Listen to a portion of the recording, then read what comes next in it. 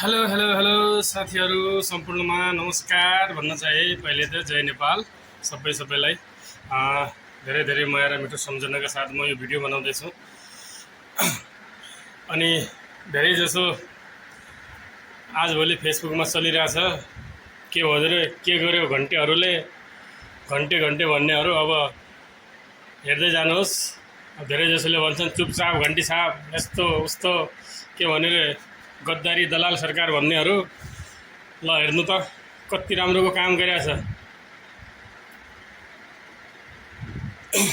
कपडा उद्योग खाना खोलिसकेको छ। अनि तिमीहरूले के गर्यो अहिलेसम्म?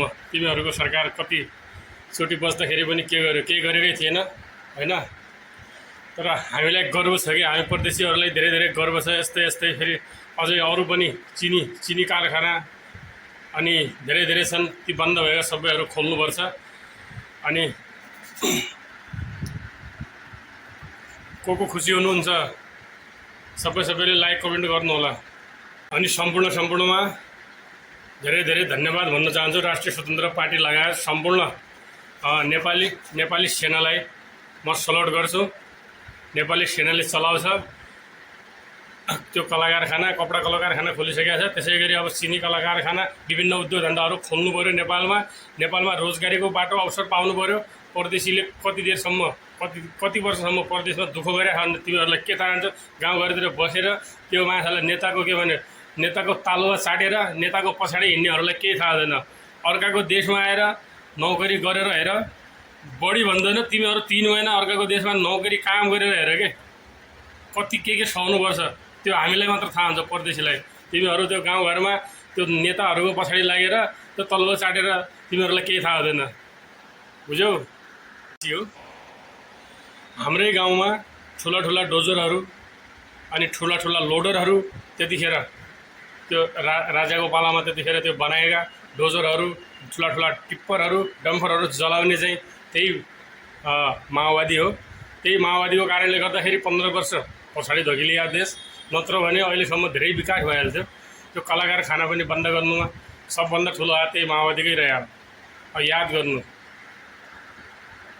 सबभन्दा पहिला म तिमीलाई भन्छु, देश 15 वर्ष पछाडि धकिल्ने भनेकै माओवादी हो। हाम्रै गाउँघरमा सम्पूर्ण हाम्रो मान्छेले अनि माओवादी भनेर कुरा धेरै गर्छन्, एमएलए भनेर कुरा धेरै गर्छन्, काङ्ग्रेस भनेर गर्छन्। अहिलेसम्म कसैले केही गर्न सकेका थिएन। तर राष्ट्रिय स्वतन्त्र पार्टीले गरेर देखायो। स्वतन्त्र भएर जिउने जिम्मा चाहिँ हाम्रो हो। परदेशीहरूको सबैले पनि स्वतन्त्र भएर जिउनुपर्छ, चाहे त्यो महिला हो चाहे त्यो पुरुष होस्, सबै बराबर हो। तर काम चाहिँ चुपचाप काम हुनु पर्यो।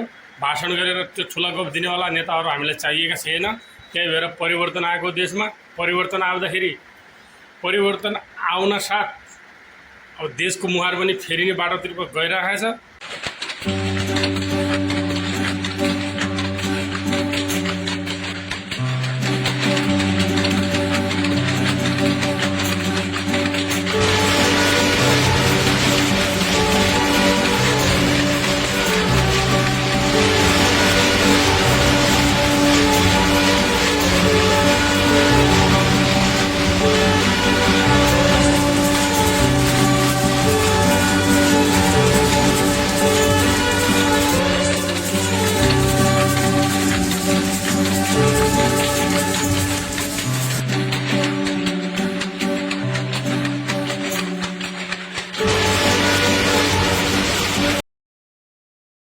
अब तिमीहरू कसैले के भनिरहेछन् बालेन सरकार र सुदन गुरुङ लगायत रवि लामिछाने दाईलाई म सल्युट गर्छु।